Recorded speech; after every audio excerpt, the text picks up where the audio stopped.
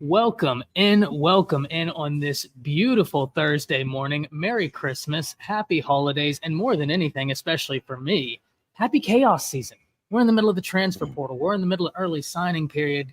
Mr. Alabama football himself, Kyle Henderson, is not with us today. He is taking a much-needed, much-deserved vacation. Hop down to the comments. Wish him your well wishes as he is seeing his family. But fear not, Coach Sean and I are here to have you covered. Coach, how are you today? I'm good, man. I can't complain. Could be worse. My grandmother used to say, even if you complain, nobody will listen anyway. So I'm doing better than I deserve. Definitely. What about yourself, man? Man, once again, I can't complain, and I love that. My grandmother used to say the same thing. She said, even if you complain, nobody will care. And I was like, well, you know what? That's probably pretty fair. So, but you know what, Coach? Even though we are blessed, we need to talk about the Tide, who are extremely blessed, not only with the season that they've had, but Coach, let's dive into this early signing day talk because it's our early signing period, but we need to kind of recap the class Alabama signed yesterday, vaulting into the number 2 recruiting class in the nation, which should surprise nobody who pays attention to college football. Coach, I want to get your thoughts on this real fast because I didn't get to speak to you yesterday. What stood out the most to you from Alabama's work yesterday? What stood out to me the most is the amount of secondary help that they got, that they recruited. I was, being that Jaleyn Mbakwe is going to be on the defensive side of the ball, I was completely enamored with Xavier Brown. I watched that kid's career. I know the program he comes from in California, what system they run, how it's very, very, very conducive to what they run in Alabama with principles. Just the amount of secondary help, Jaleyn Mbakwe, Xavier Brown, several other guys in the secondary, Jameer Grimsley, Woodyard, just several guys, man, that play in that secondary. The bulk and the amount of secondary help that we got, along with Kirkpatrick Jr. That's really what amazed me. I was really elated at the quality of defensive back that we got as far as safety and cornerback. And, that was an area where Alabama is going to be losing some talent to the NFL draft this year. Now, I do want to point out to everybody, Des Ricks was a member of this class, Coach. And as you'll remember, he was the number 1 defensive back in this class. That's a fact. He did the same thing that Ryan's doing this year, didn't he?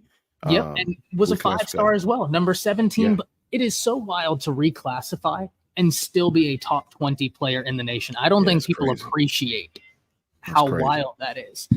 Coach, I'm going to tell you about a player that the people in here yesterday, unfortunately, ladies and gentlemen, if you joined us in here yesterday, you heard me sing his praises, but I want to get a coach's perspective because it's one thing for me to sit on the outside and observe, but I'm not a coach. I'm just a student of the game. I'm just trying to learn as much as I can.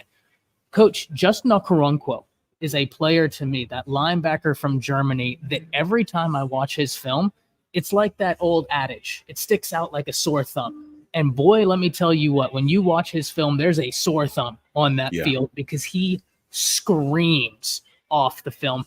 Talk to us about that because he's a player that's a little underrated. Not a lot is known about him, but I think Tide fans are going to be elated the more they learn. I think Justin is an absolute monster. This kid he's a project, obviously, because of the position he played and the system he'll be going into. But this kid is an absolute dog athlete, 6'3", 215. Kid could actually play safety or linebacker or middle linebacker, right?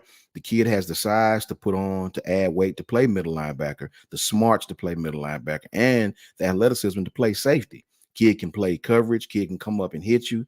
Very, very good athlete. Very good athlete. Obviously, somebody on that staff knows exactly what they're doing. Kid is not stiff in the hips at all.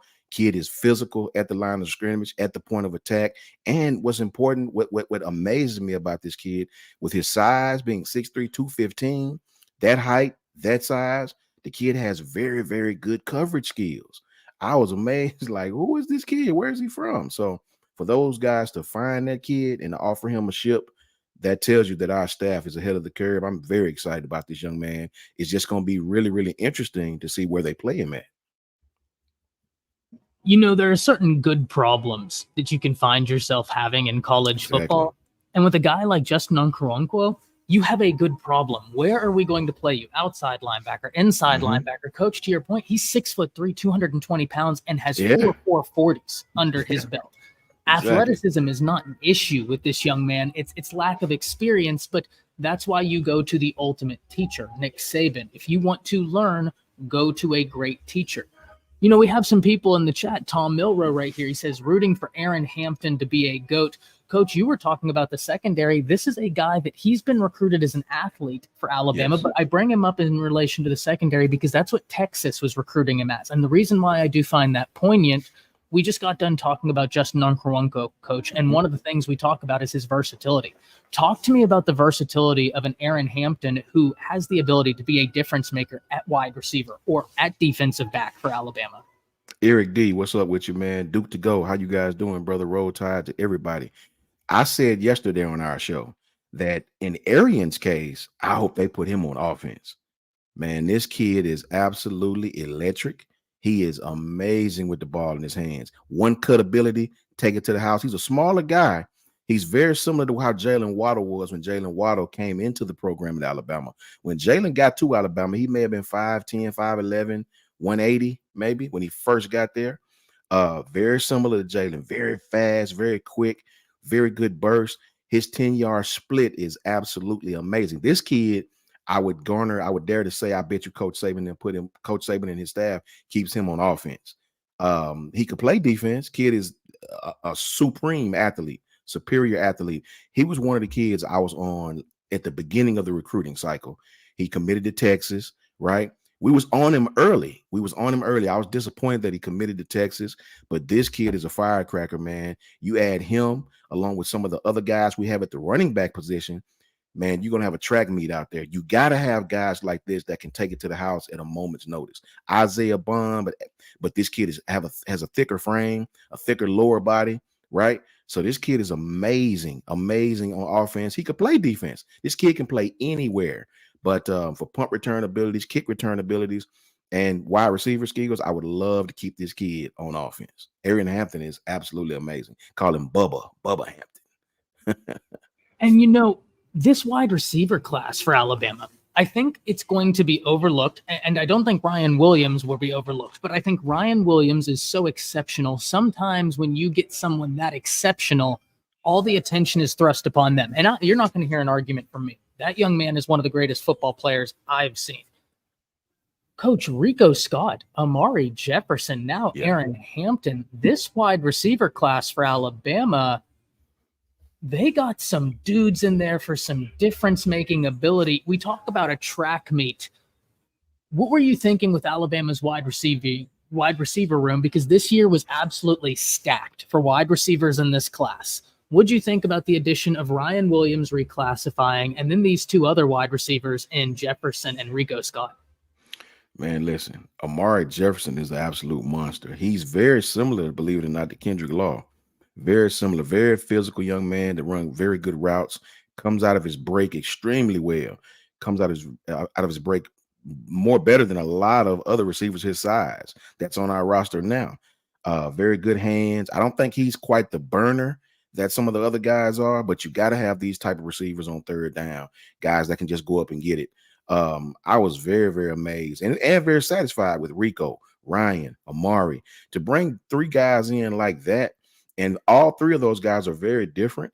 I can tell you, Coach Smook, shout out to Coach Smook and Coach Jay, he loves Rico Scott. He loves Rico Scott, man. I think Rico is more in the Jerry Jeudy wheelhouse. Very, very sleek route runner. A cat that very aggressive, going up and get the ball. You know, you can't go wrong with these type wide receivers. I'm very, very excited, and I give the staff so much respect because they identify these guys, right?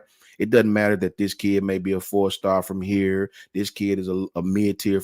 They identify these guys, man. They have very, very good guys, very good evaluators that can understand what they're looking for in this wide receiver position. So to get three guys like that, obviously we know Ryan. This kid can do it all. Devontae Smith 3.0, right? This kid can do it all. He can go get the ball. He's fast enough. He runs the 9 route exceptionally well. He's not afraid to go over the middle, the meshes. Any of these routes that a lot of receivers have trouble with coming out of high school into college football, Ryan can do it all. Now, I do think Ryan needs to get in the weight room because he'll find in college football they play press a lot. A lot of teams will play press with very physical corners. You have to be able to get off press in college football. That's the one transition that wide receivers struggle with from time to time from going to high school to college. It's getting off press coverage in college football. A lot of the corners are bigger, stronger, more physical. So, but this kid has the talent to do anything he wants, man. So for the amount of wide receivers that we brought in and the versatility of the wide receivers that we brought in, I couldn't be more satisfied. Coach, I love how you ended that, because one of the things I talk about all the time as it pertains to wide receivers is you're building your X, Y, Z. Yep. Stylistic differences can give defenses nightmares. Like if you just have a bunch of slot guys out there that are fast, that can be effective. But if you have a big body guy out there that commands that double because they know he'll eat you up on the inside, you have a burner out there, you have a crafty route runner out there who's great at finding the hole of the zone, you can tear defenses alive with that type of recipe. Luckily for Alabama, all these guys are pretty proficient in everything. I love one of the other things you talk about, Coach, that Kyle and I talked about so much yesterday, is that Nick Saban and this staff have a different way of evaluating. And that's, these recruiting rankings, they're not worried about that. They have their own board. And so a 3-star to Nick Saban may very well be a 5-star, or I'm sorry, a 3-star per 24/7 Sports. I apologize. Allow me to click. A 3-star on 24/7 Sports may very well be a 5-star in the eyes of Nick Saban. Coach, whenever we look at Nick Saban, from a coach's perspective, it's easy for us to just say, oh, he wins the games. But Damon Davis right here makes a great point about his ability to adjust. From a coach's perspective, I kind of want to give you the floor right now, and we need to talk about what makes Nick Saban before we continue into this recruiting class, because this recruiting class wouldn't be without Nick Saban in its current capacity. So as a coach, what is it about Saban that makes him just different than, quite frankly, anybody we've ever seen in this sport? To me, Coach Saban's biggest attribute is the guy understands football to the point where he knows how to adjust. It's a lot of good coaches, guys, in college football. Lincoln Riley is a great coach, man, but he has a problem adjusting. He knows offense. He's an offensive guy, right? So he struggles on the defense, right? It's a lot of coaches that has an expertise in one side of the ball or the other, and they don't adjust. They don't keep up with the times, right? You see Lincoln Riley, awesome offenses at Oklahoma, right? Awesome offenses at USC. What does he always struggle with? Defensive side of the ball. Coach Saban knows how to change. Look at Dabo. Dabo's a good coach, right? But he's having trouble adjusting with 2023 type kids, right? Coach Saban, this guy's hands is on everything. He goes from Dante Hightower and Rolando McClain, 6'4", 250-pound thumpers, to Deontay Lawson, 6'2", 6'3", maybe 220 at 225, maybe sideline to sideline. Not your biggest thumper we've ever had, but definitely one of the faster, more athletic linebackers. So Coach Saban definitely understands how to change with the times. He understands how to attack defenses. He understands that we're living in the world of RPO, right? So you got to have more nimble, more fluid defensive linemen. We go from Mount Cody and the bigger, thicker run gap stop type defensive lineman to the guys like Tim Keenan, who may be just as big, but can actually move from sideline to sideline. Very athletic D lineman. So Coach Saban definitely knows how to evaluate for the times, not just talent, but to be an outstanding coach, you got to understand the league you're playing in. You got to understand the division you're playing in, who you're playing against constantly, and you got to adjust to keep up with that first. And if you do that in the SEC, you definitely can do that for the rest of the country.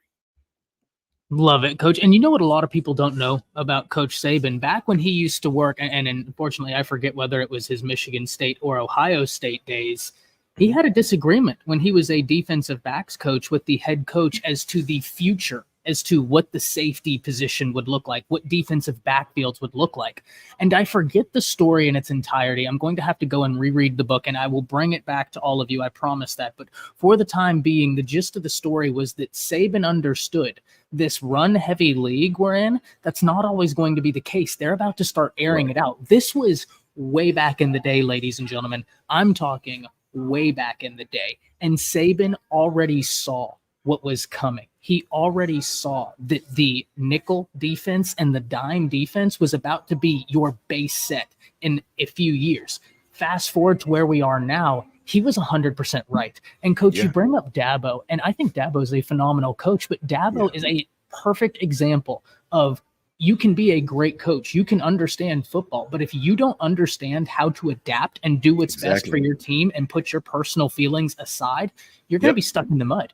Dabo is unconsciously doing these players that he's coaching a disservice. And I know that he doesn't think of it like that. He thinks he's doing them a service by saying, no, we're not going to improve our roster in the transfer portal. We're going to roll out.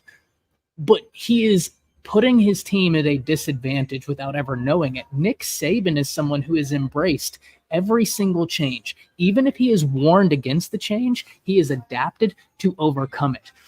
Coach, it's wild to think, but this is a man that I believe this fully. If Nick Saban wasn't a football coach, he would have the same level of success in any other outlet of life he would have chose, because of some of these little nuanced brilliance that are Nick Saban. Now, we've heard so much talk, Coach, and this is going to be a loaded question, but I have to ask it. All offseason, this season, all we heard as Alabama fans, Nick Saban is losing a step. Chat, let me ask y'all this. Did that recruiting class look like Nick Saban is losing a step? Coach, it looked like Nick Saban's losing a step to you? Absolutely not. Absolutely not. I'll say this, Todd, and to piggyback off that, I understand where the casual fan would think that. I do get it, right? Because kids today, I know personally, I deal with high school kids all the time, man. Kids today are, when I say 180 degrees different from just 3 years ago, not 5 or 10, from just 3 years ago, you better believe it, right? You couple that with the NIL opportunities that's coming in.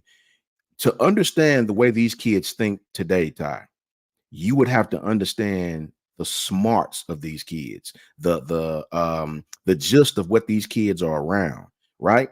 When I played ball, all we knew was to play ball. You on scholarship, you play ball, you get your grades, you do that, right? Nowadays, these kids are social media sound. They understand the ins and outs of football. We was talked about this the other night, me and Smoot. The kids nowadays, Ty, they understand that if you use my face on something, you have to pay me, right? Legally. The kids understand that. They know the rules of this thing outside of just play football, right? And all these kids are aware of it. You believe me when I say they talk. They have private chats where they talk to each other. When I played football, we communicated with maybe guys we play high school ball with. But other than that, you didn't communicate with the other team at all. Nowadays, all these kids know each other. They talk with one another. They're behind the scenes comparing this. Well, did you do this? They know the recruiting visit before they even get there. They know what coach is going to say what. The communication lines with this social media has opened up an entire new floodgate of communication and education with these kids. So the college kid nowadays, if you don't come down to their level and talk their language, they'll go somewhere else, as we see. Right. So I think that's where Dabo struggles. Dabo is kind of set in his ways with this is how it's going to be. And the kids nowadays have opportunities to be like, adios, I'll go over here. Right. So you have to applaud Coach Saban, man. This guy understands. He speaks the kids' language. And I think just from me knowing, being in living rooms with Coach Saban, I can tell you this. Coach Saban is straight up with these kids. He don't pull no punches. I'm telling y'all what I know for myself. Shout out to my boy Alfred McCullough. Shout out to all the kids I've had that went there. Rob Ezel. Shout out to William Ming. I'm telling you, Coach Saban don't pull no punches, man. He don't pull no punches. He tell them, I mean, this kid, he's very straight up. And that's what the parents like. They like the fact that this man is not going to sell me a dream, because when you're getting recruited, you'll find out that a lot of the coaches have the same pitch. They'll say the same things. A lot of them will promise you this. It's almost like a redundant speech. Coach Saban to come in there and Cupid shuffle on you, and 5 minutes later tell you, look, if you play hard for me, I'll put you in the league. If you don't, you'll be right back at home in 2 years. He's straight up with you. This guy is very straight up with you on the recruiting, and parents love that. Parents want that structure for their kid. So Coach Saban is not just the greatest coach. He's the greatest motivator. He's the greatest teacher, and he's the greatest relations person to the parent and the kid. And this guy's 70 plus years old. Coach, if I look that good at 45, I'm going to write you a letter and we're going to rejoice in my luck because I feel older than he looks right now. And I'm 29 years old. Coach Saban out here at that age, absolutely killing it. Now, one of the interesting things you talk about was the pitches he levies. There are two instances that come to mind before we dive back into the early signing day transfer portal stuff. One, I forget the player, but he said Coach Saban straight up walked in his living room, looked at him and his family and said, "We would love to have you at Alabama. It would be a pleasure to get to coach you, to take care of your son, to develop you. But understand, we're going to win with you or we're going to win without you. So I want you to make the best decision for you."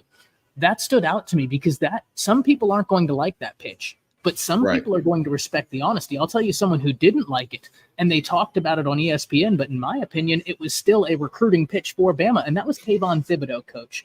I don't know if you remember when Bama was playing that national championship, Kayvon Thibodeau was talking to all the coaches in there, and he said, Nick Saban walked at my living room and looked at me, and he said, "You're not going to play when you think you're ready to play. You're going to play when I think you're ready to play." And Kayvon Thibodeau was like, "That's when I knew it wasn't for me." And honestly, coach, I didn't have a problem with that. For someone to say that wasn't the pitch for me, cool. You know what you're after, and that's awesome for you, man. I have a lot of respect for that. But so too do I have respect for Nick Saban being like, "I'm not going to hold any punches. I'm going to be 100% honest with you." Last thing, coach, before I pass it to you. We're talking about Coach Saban's ability to adapt. There's a bold figure in college football right now that is uber polarizing, that loves Coach Saban, and that's Coach Prime. I ask you this question right here. Coach Prime is huge on these players building a brand for themselves because that's the era we're in. Yeah.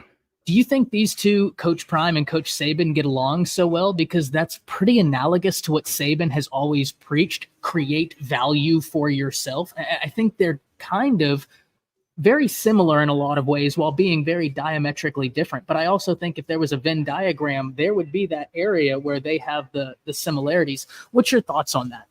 I can tell you this, I know a lot of people don't like Coach Prime for whatever reason. I see a lot of the hate going toward him, but this is what I'll tell people, and if I could be honest for a minute, when you're a young African-American kid that come from the neighborhood, all the older guys look like Coach Prime, right? They speak the language that Coach Prime is speaking, right? That's why this man has a connection with kids. Now his team, everybody know, and Kyle can probably school you to this way better than I can. Kyle gave a list of things why Colorado has always struggled, right? With the outside things, and there's a lot of other things to do. And Colorado just, it's just not a football town as far as that being the only thing around, right? Colorado is a very fruitful place, right? So it's going to be very difficult to win at Colorado. But as far as the coaching aspect, Coach Prime, brother, I'm telling you guys, man, with all due respect to everybody's opinion, the dude is a very, very good manipulator, very, very good coach. He understands the game. He understands how to relate to kids. That's why and he learns from Coach Saban. I can remember watching him on it's one of the platforms, DL Hughley, on one of the platforms. He was like, a lot of coaches give me some advice, but when I need some advice, it's one person I call. So the guy's smart. Don't be fooled. I know his style turns people off and the jury and things of that nature, but all that is, if you know Coach Prime, if you know Deion Sanders, the guy has always been that way from day one. When I tell you day one, this is a man that left Florida State. And when they said the Atlanta Falcons were going to draft him, his first interview said, "I don't know if the Falcons can afford me." You know what I'm saying? So the guy has always been loud, flashy, but one thing you got to give him, you got to give respect where respect is due. The guy has always excelled at whatever he done, man. Colorado is going to be a very difficult job. The team is not very good. It's not a lot of talent, right? The guy looks to Coach Saban. He knows where to look when he wants to find an answer. I'll tell you this, that a lot of people don't know. Colorado, when he first got there, well, this is when he was at Jackson State, when he was leaving Jackson State, he got a gang of brand new equipment, sleds. When you come from HBCU, personally, I know that personally, you don't have the funding to have these top-notch things, right? All of a sudden, Coach Prime makes a call. He got brand new sleds. He got brand new tackling dummies. And that all came from Coach Nick Saban, right? A lot of people don't know that. So, at Alabama, their stuff they don't even use no more is better than some of the stuff that we had at HBCUs. So those guys are extremely close, extremely close. Coach Prime learns from him as far as media tips. He learned, but Coach Saban told him, be you, Prime. Be you. Don't try to be me. Be you. And that's what that young man's doing. Sure, it turns a lot of people off, but if you peel back the layers, right? If we be honest and peel back the layers, listen to Coach Saban, the guy's going to go up. Coach Saban's talking to him about recruiting, how to recruit, how to pitch this kid, how to pitch that kid, where to pitch that kid to. And it's going to take a while, like being in Colorado. It's going to take a while. Those guys have been pretty bad at football for a while now, right? But anytime you have a mentor like Coach Nick Saban and you listen to him and you stay to him and you keep him in your hip pocket, success is just right around the corner. 100%, Coach. And speaking of success, as we navigate back into success Alabama had yesterday, there was a name that Alabama didn't flip, and that is Edric Houston. Now, Coach, Kyle and I were talking about this, and as much as I would love to have Edric Houston in this class, first and foremost, shout out to Larry Johnson. Yeah. Recruiting against him, that's a tough thing. I think the Ohio State fans know. I think everybody here knows, right? If you're tuned into this, you're pretty tuned into college football. You know who Larry Johnson is. Oh, yeah. Always tough to flip from him. And I do want to give a shout out to Alex, who pointed out in the chat that Saban is an ace recruiter, but he has got a staff of ace recruiters. And Alex, you're 100% right. You're talking Freddie Roach. You're talking Holloman Wiggins. I mean, these guys are phenomenal. What was your reaction to Edric Houston sticking with Ohio State and not flipping to Alabama? What does this mean for the Crimson Tide going forward, Coach, in your opinion? I think that if I had to be in that locker room with Edric Houston, I think they used Alabama's depth chart as his position against him. I would, right? Being coached by Larry Johnson is a plus in itself. So that's going to sell itself. Just the name of Larry Johnson and this guy's coaching abilities. Shout out to Katrina Blackman. I appreciate you, Katrina. God bless you all. Marquita. Just being recruited by Coach Johnson is a blessing in itself. This guy's history speaks for itself. One of the best, if not the best, defensive line coach, defensive front seven coach that I've ever witnessed in my existence, right? But when you have an opportunity to go to Alabama, you have to educate yourself to it. So he had to take that visit back to Alabama right before signing period. I got to go see what Coach Saban talking about. You would be doing yourself a disservice not to at least take that visit to Alabama and see really what's going on, right? So he did. And I think if I can't speak for the young man, but being that the position that he plays, we have so much depth at that position. Keon Keeley, all these young men who came in last year, just so much talent on top of talent. And I think Edric realized if I go to Bama, it may or may not be a quick time before I get on the field. I may have to wait my turn a little bit because Keon Keeley and Quay Rousseau and all those kids are coming. They're coming, guys. So I do understand you go to Ohio State, you play in a different scheme a little bit. You put your hand in the dirt mostly there, add a little weight. I may get on the field a little faster there. So I understand. At the bottom line is Edric didn't make a bad decision. Anytime your final two is Ohio State and Alabama, you've won, right? So I do understand why he stuck with Ohio State. Let me entertain the NIL possibilities at other places. Kids, I know that turn us off as fans, but it's almost like free agency in pro football. You got to go to these different places to see what options are there for your future, right? So you commit somewhere to retain that scholarship because that way the school will hold the scholarship for you. Because nowadays, if you don't commit nowhere late, unless you're a Ryan Williams, a lot of your scholarships will go to transfer guys, right? It's not all about the high school kid anymore. We got to save a scholarship for LT Overton, right? So you got to commit somewhere if you're not the absolute best. That way the team will hold your scholarship. Let me entertain my NIL opportunities and make a decision. So the kid probably stuck with his decision because he saw he could get on the field a little earlier, and Larry Johnson is there in his last few years. So either way, the kid wins. Yeah, we're splitting hairs when you're talking about Ohio State. Now, listen, I'll argue with a poll that Alabama is the best place to go. Oh, yeah. Understand that. Like this table I'm sitting at, if it looks at me cross about this subject, as soon as we get off of here, I'll spend the next 12 hours in this barbecue just arguing with this table. But I do have to give respect where it's due. Larry Johnson, I've called him for a long time, Coach, the godfather of defensive line recruiting, because that's the vibe I get whenever I research Larry Johnson. I'm just like, okay, yeah, touche, man, touche. You know, speaking about the class Alabama got, they did get some guys on the front. Coach, that I am really excited about. Talk to me about Jeremiah Beeman, because I think this is a cat that is going to turn heads.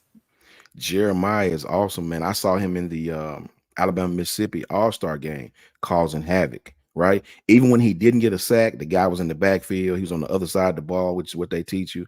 Jeremiah is awesome, man. Once he get to Alabama and add a little weight and add a little technique to him, because, you know, when you're in high school, a lot of times when you're the best player, you don't really have to use a lot of technique in high school. You just dominate the man in front of you off sheer athletic ability and sheer talent.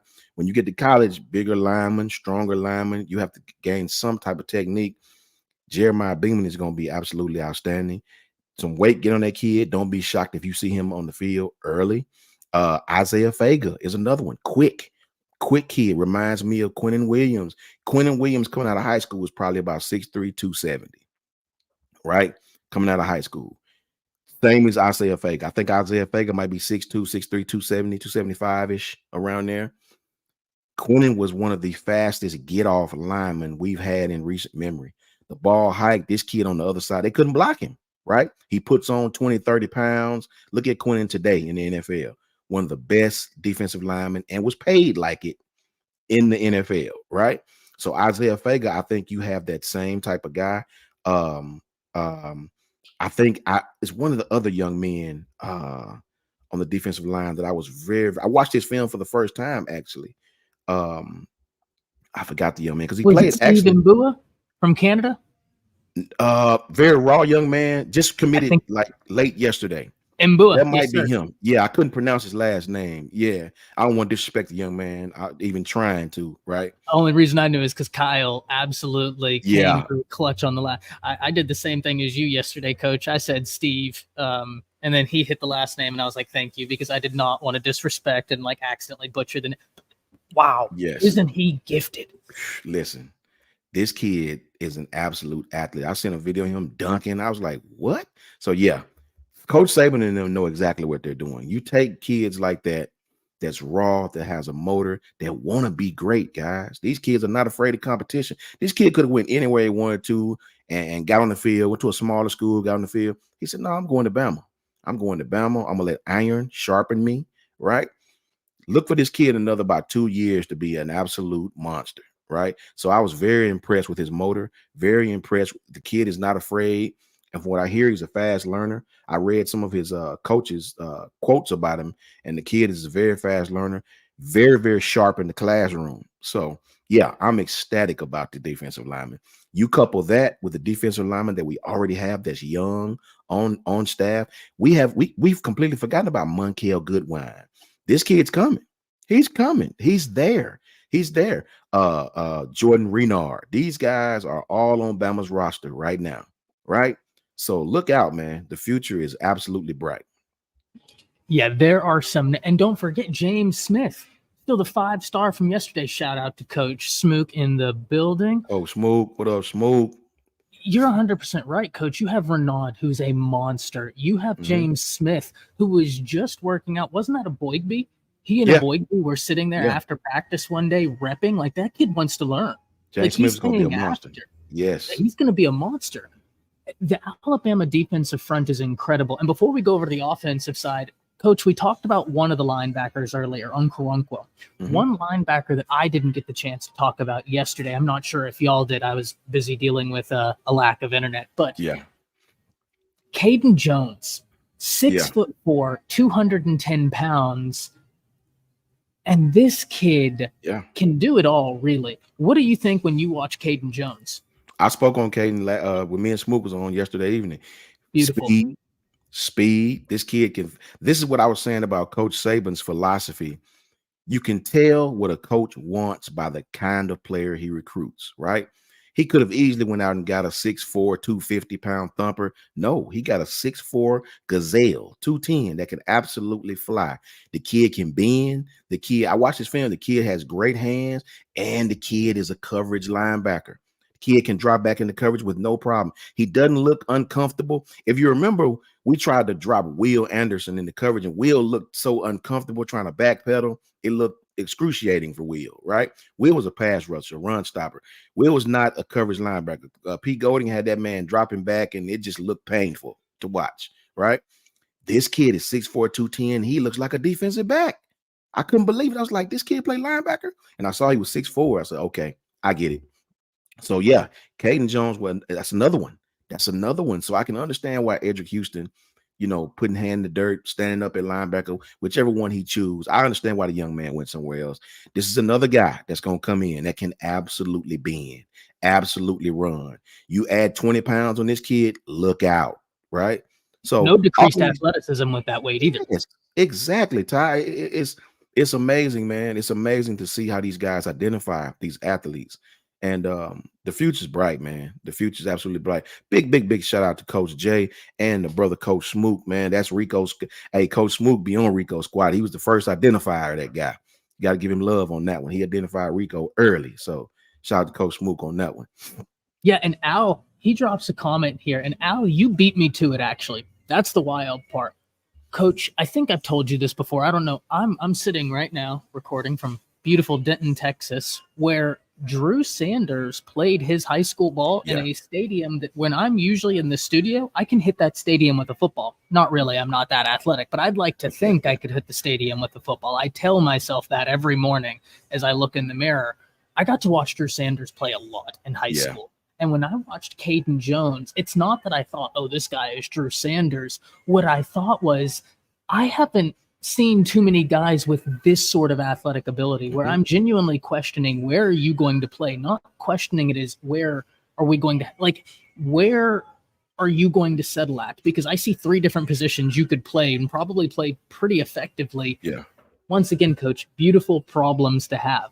Now, before we transition to the offensive side, there's a legacy in this class, Coach, and we would be remiss if we didn't continue to sing his praises. Yeah. And it makes me feel old. Drake Kirkpatrick Jr. in the class. How in the hell is he a 3-star, Coach? Hey, you know what? I do understand the business, and Coach Jay and Coach Smook can tell you this. Shout out to Travelpreneur Sports Podcast. Shout out to you, brother, home team right there. QIFD, Q1FD, I think. Let me say this. When you don't participate in a lot of camps, and Coach Smook and Coach Jay can tell you this, that's how you get missed on the stars, right? To be ranked with the star system appropriately, you got to attend the bigger camps, the guys, the camps that matter, right? The camp, some of those camps are invite, some of those camps are pay for it, right? When you don't attend the VTOs, the Nikes, it's sort of easy to miss out on a good talent like that, right? The camp circuit is huge. A lot of teams won't even offer you unless you camp at their school personally. Alabama being one of them, unless you just an absolute dog, like straight Caleb Downs type kid, right? So I do understand how the star system may have missed him. But let me tell you something about Drake Kirkpatrick. I watched this kid. The kid is gifted athletically, right? The way they used him at his high school, Gaston City. Sometimes in high school, you don't use a kid to his talent. A great talent, you sort of use him all over the place, a la Jaleyn Mbakwe, right? A kid like Dre, right? This kid is an absolute beast. And you saw it during the All-Star game, right? They did try him. They didn't try Jaleyn Mbakwe a lot, but they did try Kirkpatrick, and he absolutely balled out. The kid is physical. The kid had, I think he caused 1 or 2 forced fumbles. The kid had interceptions. The kid was all over the field. The kid and what they tell you is his football mind is already 2 or 3 steps ahead of another freshman. Kids like that always get on the field. It reminds me of Mark Barron. Mark Barron was like that. Mark Barron wasn't the best athlete. People forget Mark Barron was a 4'6" guy. He wasn't very fast. He had good size on him, and that was about it. But you know what he was? He playing at St. Paul. He was mentally ahead of most people. And that kid was an absolute monster. He's a legend at Bama, right? So keep your eyes on Drake Kirkpatrick. Don't be fooled by that star. I'm telling you. Trust me. Don't be fooled by that star ranking stuff. Drake Kirkpatrick If he had went somewhere else, I'd have been very disappointed. Kid can play, comes from good loins. He understands what's expected of him at Alabama. His father, a legend around here, right? So be open-minded to Drake Kirkpatrick, because you're going to look up here in another year or two, and that kid's going to be on the field. Watch. You know what I love about this dynamic, Coach? We haven't gotten the ability and opportunity to work together much, but yeah, you are like the person, the voice of reason right now, right? I'm over here ready to get all these beautiful people in here, all 242 people. I was about to start handing out the pitchforks, and we were about to go storm these places to protest the rating. And here you are bringing us back to earth with reason and logic, and that's what we need right now. Though, if y'all still want pitchforks, we can do that later too. Like I'm still here with the pitchforks. I'll tell you a guy that didn't need us to bring pitchforks, Coach, and that is Jaleyn Mbakwe, right? Facts. I want us to go through the defensive side, and if we run out of time today on the defensive side, we'll pick up tomorrow and go over the offensive side. But we are going to give the people an in-depth breakdown of this class. We've talked about a lot of these secondary guys. You talked about Xavier Brown. Peyton Woodyard comes in here with him. Those two. Isn't that a cool story, Coach? The fact that they've been friends for so long and now they're enrolled at Bama. Like, I showed my wife that, who's a teacher, and she thought that was one of the coolest things, that they've grown up together. Yep. They're taking on this journey together. I just thought that was really special. But Jaleyn, I think they're going to be roommates. I think they're going to be roommates. If I hear that's right. Just awesome. Mm-hmm. That's just awesome. Jaleyn Mbakwe, Coach. I talked about him yesterday with Kyle. This is a guy that I think he embodies exactly what we're looking for at Alabama. Julian saying the same way, Caleb Downs. This Jaleyn Mbakwe committed and was locked in. Now, I don't personally mind if a guy commits and still takes their visits, right? Because if I was as talented as these kids, I'd be everywhere. But, Coach, how do we quantify how big of a get Jaleyn Mbakwe is? Because it's easy to see the 5-star ranking. It's easy to see where he ranks on the top 247, on 3 composite, whatever. But from a coach's perspective, Jaleyn Mbakwe, how big of a win is this young man? Let me go on record right now, and you heard Coach Sean say this. Outside of my guy Xavier Brown, who I'm the most excited about, Jaleyn Mbakwe will probably be the most talented kid in this draft class, in this recruiting class. I got a close opportunity to see him up close and personal at a camp in Atlanta. This was 2 years ago. I think this was before his injury. He had got hurt. This is before his injury, and he was the best player there, right? We sort of get lulled to sleep because he played quarterback, right? Remember what I said about sometimes the best player on the team just play everywhere, right? This was the case of his team, which won state. And let me be the one to tell you, Jaleyn Mbakwe, this kid, once you get him some coaching, right? Once you get him some Bama coaching on what to do, this kid is a talent, man. I'm telling you, if you think Caleb Downs is just individual talent, running, jumping, athletic ability, he's right there with him. He's right there with him. Now, the one thing I will say, Caleb had an advantage because he actually got a chance to play the position that he's playing in college now. His whole high school career, he played a lot of stuff too. He played on offense, kick return, all of that, right? But he got an opportunity to settle in at safety, both safety spots. Jaleyn had to play quarterback. He played receiver some. He played all over the field. So Caleb will have that advantage on him. But if you're talking about sheer athletic ability, sheer learning, sheer playmaking, Jaleyn Mbakwe is just as talented as anybody that we recruited yesterday, that we got. Trust what I'm telling you. Him, Xavier Brown, I cannot tell people how good of a recruiting pitch, class, catch, signing those two kids were. The secondary as a whole, I said to Coach Smoot yesterday and Coach Jay, that is what I'm most impressive about, the secondary pieces that we have for the future. And if Jaleyn Mbakwe plays on defense, which is what I'm hearing he's going to play, man, look out. The truth is in the details, man. That's what am I saying? I always say that. The guys will tell you, Jarvis will tell you, the truth is in the details, guys. And the detail is Alabama's, the secondary guys that we picked up yesterday, may be the best secondary haul in the country. And that's the truth. That's the truth. Trust me. Once again, ladies and gentlemen, do not get sucked into star rankings. There's a reason why this is a theme that I have talked about, Coach has talked about, Coach Smook has talked about, Coach Jay has talked about, Kyle has talked about, because the star rating system at Alabama supersedes any star rating system that any of these people put together. It's a fact. Coach, two more names in the secondary I want to talk about. One committed, one that Alabama will be battling for.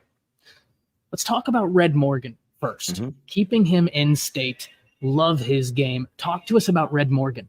Listen, that's Coach Smook's down his way. That's his neck of the woods, Central Phoenix City. Rodarius Morgan is a dog. I had to educate myself to the young man, so I watched his film. Another kid that could play anywhere. And absolute, and this is the most important thing, guys. Coach Saban get these athletes that are smart. You know, Patrick Nick, Bo Nick's father run a very complete. Those systems that those guys run down there are very complicated, very college capable, right? Nothing basic about Central Phoenix City, right?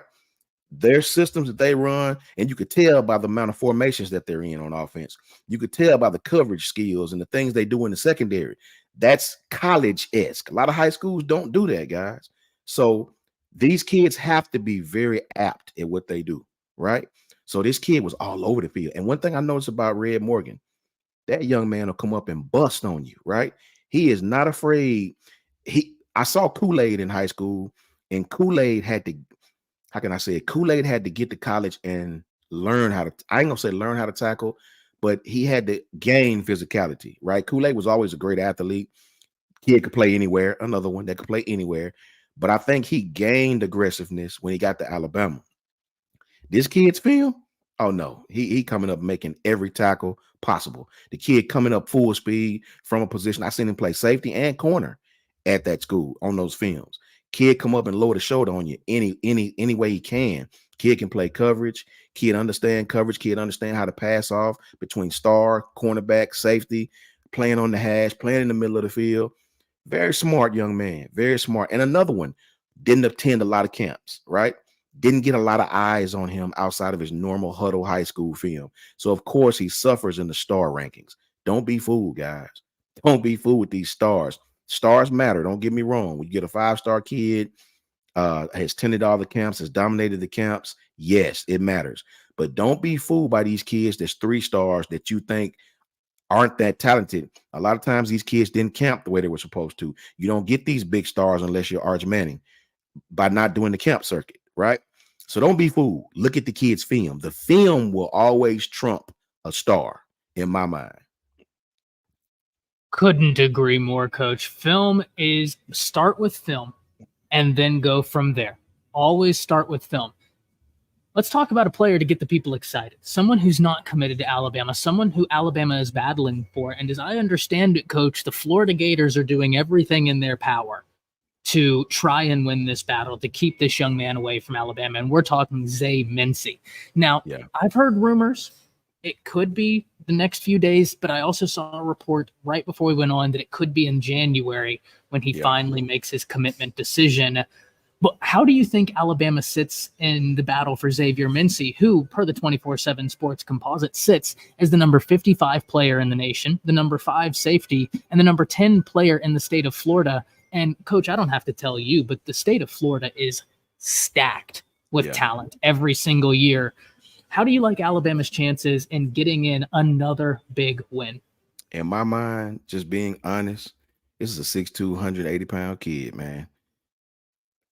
I don't know if Bama's going to get this young man, right? I know Bama's in there. I believe he's going to go to Florida. I do, with the NIL opportunities that I see that he has.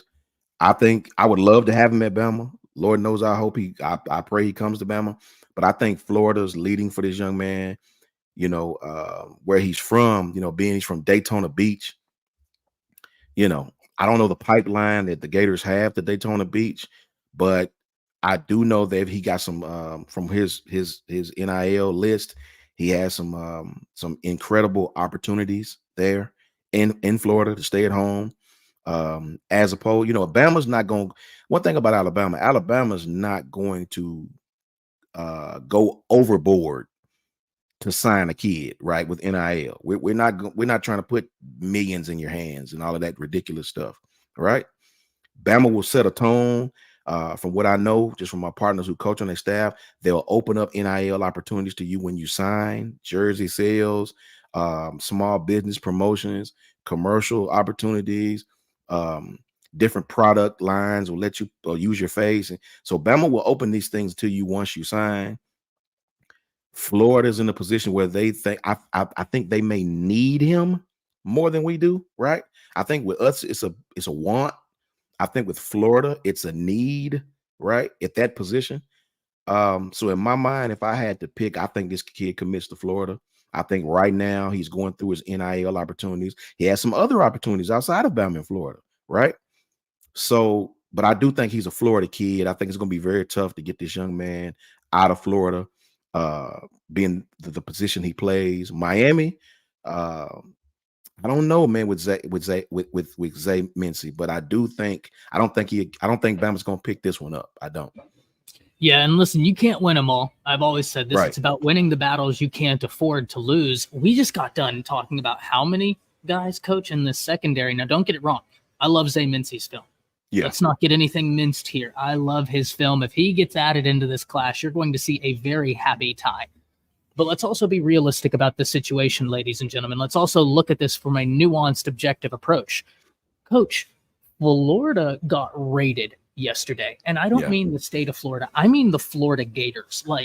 They were top 5 a week ago, and now they're number 17 in the nation, which you're still a top 20 recruiting class, but that's brutal for Billy Napier. I mean, they fired Dan Mullen because he couldn't cut it in recruiting. That's really brutal if you're Billy Napier. But also, Coach, I have a question. Do you think Florida State could make a run? Because they had KJ Bolden flip from them to the Georgia Bulldogs. They now have that opening at the safety position. He's in the state, and they like bullying who they perceive to be little brother Florida. Do you see Florida State getting active in this as well? I do, man. One thing about Florida State does have some very unique NIL things around them. Florida State has the money down there. They, when you look at NIL opportunities and alumni giving back, Florida State is right there. Trust me. The one thing about it is they're deep at his position, though. Florida State has some dogs already at his position. I think he'll get on the field much faster at Florida than he would at Florida State. But I do see Florida State being active. It never hurts to claim a top recruit from your state, obviously. Daytona Beach as well. So, yes, I do see Florida State. I see Florida State active in this young man's recruiting even more than Miami. If you start talking NIL, that's when you'll see the Miamis pop up again. Miami is a private institution, right? They don't have to report anything. They're a private institution. They can offer whatever behind the scenes with nobody's say so. So the NIL that Miami has is plentiful, right? And you're seeing that in their recruiting classes. Ask Javian Coheen, he'll tell you, right? So yes, to answer your question, I do see Florida State being extremely active in this young man's recruiting. It's funny, coaches. We have one more defensive player to talk about, and this worked out. Breaking it up into defensive players and then offensive players, we went a whole 60 minutes just breaking down this defensive class. Ladies and gentlemen, if you think Saban is missing a step, you just had 2 analysts go 60 minutes breaking down defensive class, and we held punches because we didn't want to run over time. Yeah. Coach, weeks ago, I started floating this. Who was going to be this year's Notre Dame? And what I meant when I said that, if you remember last year, Notre Dame at one point had Peyton Bowen, 5-star safety, number 2 safety in the nation, goes to OU. He was a part of Notre Dame. They had Keon Keeley. They had Dylan Edwards. Their class collapsed right before National Signing Day. I asked that question a few weeks ago, and the answer came back from us this past week. It was Florida and Michigan, 2 schools that were top 5 recruiting classes and just got demolished yesterday. If you're a fan that looks at where a school ranks, like if you're one of the fans that looked at Alabama in June and said, oh man, I'm worried, never worry when Saban is at the helm. That's what I've learned. Coach, I want to get your thoughts on that. I also want to ask you and chat this question, both everybody here and if you're watching this back late. I want to know who you think is the biggest loser from National Signing Day, or at least the early portions of National Signing Day. Listen, I love my friends that are Florida fans. Shout out to High Top. Love him to death. Yeah. But Florida would have to be my answer. Coach, interested in hearing your perspective on that, who the biggest loser from National Signing Day was, because we know Bama's an argumentation for biggest winner. And then talk to us about Sterling Dixon, because we saved one of the best for last. I'll tell you this, if I had to pick another school outside of Florida being a loser, it would be Texas A&M. And I'll tell you why. And it's no fault of Mike Elko's at all, right? This man just got there. Coach. Yeah, man. Texas A&M, man, brother, listen. I think they were 21, if I'm not mistaken. I could be wrong. Someone check that if you get a chance. I think they were 20 or 21 in recruiting. Half of that class that was so dynamic 2 years ago is gone. Half of your other team players are in the transfer portal trying to find somewhere to go. Kids that were committed there are committing elsewhere. As a new coach, Mike Elko coming in, man, good Lord, man, right? And it really shows you what Coach Saban was talking about, right? Coach Saban warned everybody about this stuff. He did. He said it. He issued the caution. Nobody listened, right? So you're going to see these things, these kids that commit to you, not because they care about you, not because they really want to attend your university. They commit to you for the bag, right?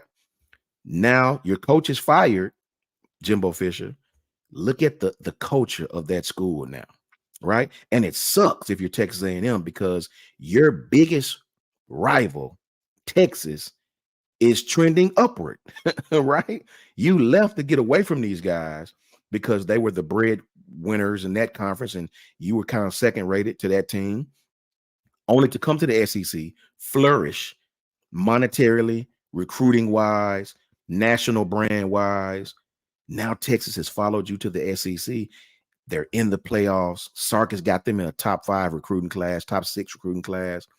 And you went the other way. Your coach is fired. You got a new coach. Half your class from 2 years ago is gone. So I would have to say, man, one of the biggest losers outside of Florida would be Texas A&M. Yeah, and not even speaking of recruiting, Coach, they lost Elijah Robinson. And I don't need to tell you how big. Now, I'm in Texas, and I'm sure you heard this. I heard that there was a lot of that team campaigning for him not to be the defensive coordinator. Wow. They wanted him the head coach. That's how much these kids loved. They loved him. Yeah, exactly. And remember, Coach Price, rest his soul, passed away earlier in the season. CP, yeah. And that was huge, right? Whenever he passed away, I think it really showed what a valuable person Elijah Robinson was. Not only as a coach, sideline that for a bit. One of the things that separates Nick Saban, he's a phenomenal coach. He is an even better man. Yeah. Elijah Robinson, I've never met the man. I've never shook his hand. It would not shock me to hear that he is an upstanding character, upstanding man because of the way those young guys looked at him. Yeah. The way that when everything went to fire, they were like, you are the person we can put our trust in. He's now at Syracuse. Fadil Diggs just followed him to Syracuse. Didn't King Joseph Edwards just decommitted from Colorado, went to Syracuse? Because it's not just Elijah Robinson. They also have Nick Williams, who's a young up-and-comer in this business. My goodness gracious. Right. How big is not only all the talent losses they had, Coach, but how big truly is losing E-Rob? That was huge. Huge. I could see that on Twitter. That was huge. Obviously, even bigger than I thought, right? But let me say this about Texas A&M, Ty, and this is to all the Texas A&M fans. Texas A&M is one of those schools like a Florida, like a Miami. You're never that far away from success. You're in Texas, man, right? You got oil money. You have NIL opportunities. You get the right coach in there. And I think Mike Elko, once the dust settled, the guy know football, right? If you can do it at Duke, for God's sakes, you should definitely be able to do it at Texas A&M. Texas A&M has all the things lined up. All they need is the right coach. And then look out, right? That's all they need is the right coach. Think about it. We used to make jokes about Texas, right? Josh Pate always said something. Shout out to Josh Pate. He always said something. Yes, they hadn't done it until they do, right? You get the right coach in there. that know how to deal with the alumni, that understands the landscape of whatever university you're at. Look out. The resources are there. The one good thing about those Texas schools, they'll always have the resources. Texas A&M benefited from being in the SEC. They skyrocketed. They skyrocketed in every facet of their athletic department, right? So all they need is the right coach. They fell off a little bit with the Jimbo and how they handle things. They get the right coach in there, man. Look out. And that's really for anything in Texas, right? The resources are there. Yeah, it's one of the reasons why I've always had such a confusion as to why they couldn't get it together. Right. But right. Coach, as we wind down, you said a word there a few times that I love: resources, right? The ability to look around you and say, I have built something, whether on my own accord or whether on someone else's accord, that is self-sustaining. Now, in the case of Alabama, Nick Saban built it. Now, Alabama was a great program before Nick Saban got there. A lot of history, but there's no denying what Nick Saban did for Alabama with Alabama. Sterling Dixon, edge, linebacker, what do you want to call him? I mean, Coach, how wild is it that when we look at the linebacker work from this class, we're talking Caden Jones, we're talking Justin Okoronkwo, and we're talking Sterling Dixon. That's a rare type of athleticism at the linebacker position. What are you thinking about Sterling Dixon, how he fits into this defense, and the linebacker recruiting as a whole this year? Sterling is another one that could play middle or outside. Sterling is probably 6'3", 215, 210, 215. Perfect frame to add weight to. Kid is absolutely a speed demon. Very, very smart. Auburn was offering this kid. I can't tell you guys what Auburn was offering this kid, right? They wanted this kid absolutely in the worst way. So for this kid to stick with his Bama, I remember his commit video was viral, right? Very popular commit video. I challenge everybody to go out and watch Sterling Dixon's commit video. It was awesome. This kid is another versatile kid. I think he got hurt this year and ended up having surgery. I think he's gonna have surgery. From what I'm hearing, the Bama people wanted him to hold off on the surgery and let the surgery be when he got to Bama, so the Bama people could control the surgery, not the high school, not the doctors at his hometown, but more the Bama physicians, which may be a smart move, right? This kid when this kid heals, he'll be in the play too as well. This kid is athletic of a linebacker as we'll have on the roster, right? It's a reason why Coach Saban and that staff went after this kid so hard, right? That is Al Sanders hit the nail on the head. Sterling Dixon, think Anthony Hill. Al, I couldn't have said it no better, my friend. That is the type of talent this kid is, right?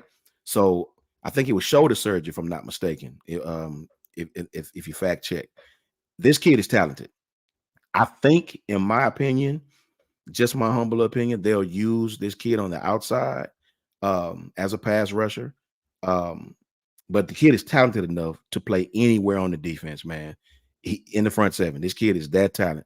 As far as the linebacker positions, I'm elated with having Sterling, right? Let's get the surgery. Let's get that man healed, get a little red shirt on him so he'll have all his years to play. Let's not waste a year. And look out on Sterling. The truth is in the details on this young man. Love it. And Coach, here's a question. I should know this. You might know it. Whenever we're talking medical red shirts, does it help if he was to have his surgery after already being enrolled at Alabama to get that medical red shirt completely cleared? Because then they could be like, oh, well, he was enrolled here whenever the surgery happened. Or do you think that the NCAA, although I don't think that the NCAA is really in a position to tell anybody what to do right now. Right? Exactly. Yeah. So the NCAA probably wouldn't even push back on it. So, yeah, that's probably a non-issue. But when did he get that shoulder injury, Coach? Because when you look at where he ranks, you wouldn't think that the young man missed a down of football. Top 200. What point in the season did he get that injury? I'm not sure. I'm not sure when he got the shoulder injury. I know I just had read where he had a shoulder injury and that they were debating on whether to have the surgery now through his high school and his own insurance, or let him come to Bama, be evaluated again, and let the Bama physicians do their magic at UAB, and Dr. Kane and the knee people and the shoulder people, and do what we do at Alabama.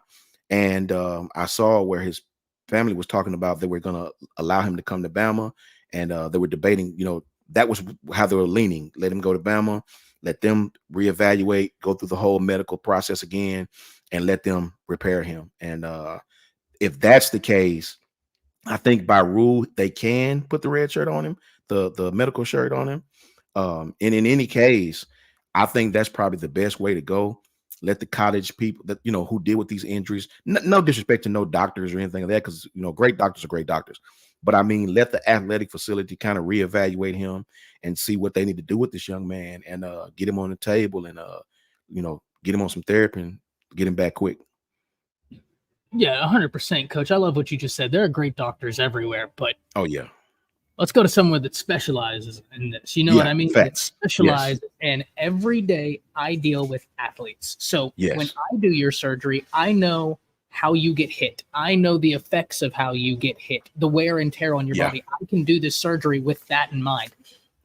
And isn't that the same place that made the stitch job? Like, didn't they? These guys are.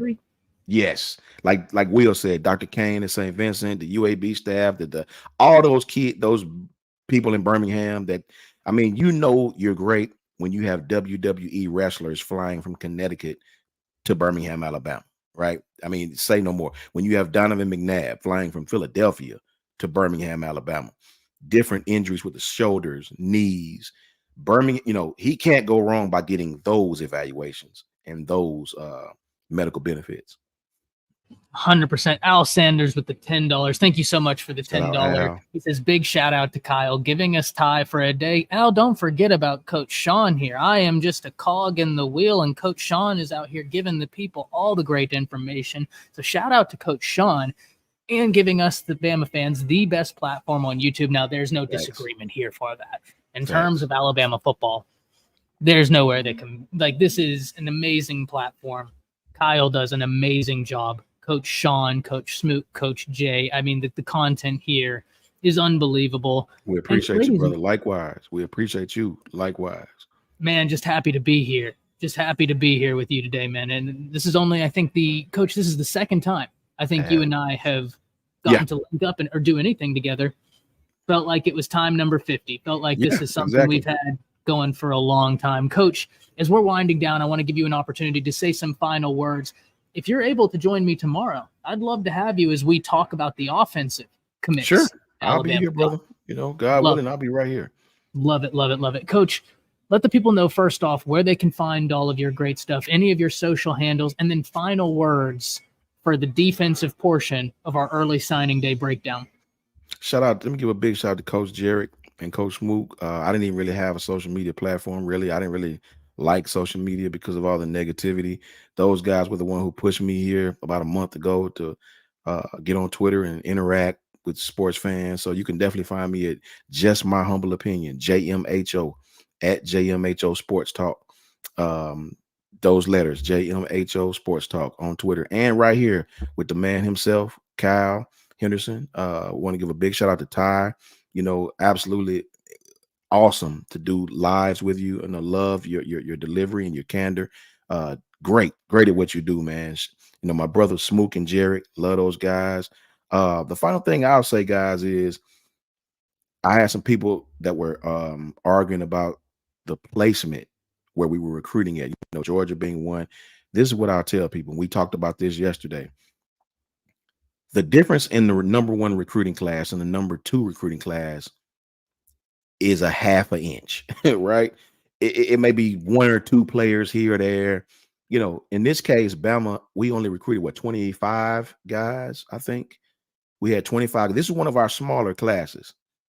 Georgia had like 28, 29 guys, 28 guys, 20. So don't get too confused, guys, in the number 1, number 2, number 3. When you're talking about the difference in number 1, number 2, and number 3, it is very, very, very small, right? If you got a top 5 recruiting class, you are in business. Trust me. I am elated. Shout out to Markeith, Easton Rugg, Marquita. I appreciate you. I appreciate all you guys, actually. These guys, Roll Tide, Carla Hinton. I am ecstatic about the defensive players we had. That's what we're talking about. This haul of defensive players is more than satisfying for me, because we're going to lose Kool-Aid. we're possibly going to lose Terrion. Terrion has probably played his way into the first round this year. I would be stoked if he came back, but we're probably going to lose both of those guys, right? We're probably going to lose Jalen Key. So we need secondary guys. Enter Devontae Smith. We're going to lose Christian Story probably. So enter Devontae Smith. Enter the young man from IMG who we just talked about, reclassified. What's the name? The corner? Des Ricks. Des Ricks. Enter Des Ricks, right? So we need some guys to come in on that secondary and provide depth to come in and learn the system. And I'm elated with what we have, man.